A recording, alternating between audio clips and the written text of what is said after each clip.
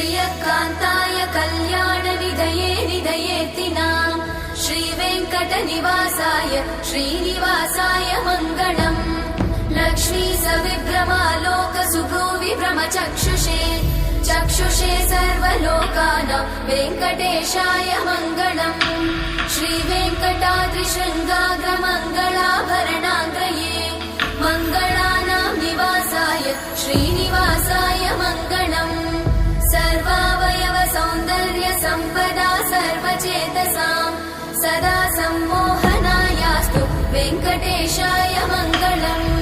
नित्याय निरवध्याय सत्यानन्दचिदात्मने सर्वान्तरात्मने श्रीमद् वेङ्कटेशाय मङ्गलम् स्वतः सर्वविदे सर्वशक्तये सर्वशेषिने सुलभाय सुशीलाय वेङ्कटेशाय मङ्गलम्।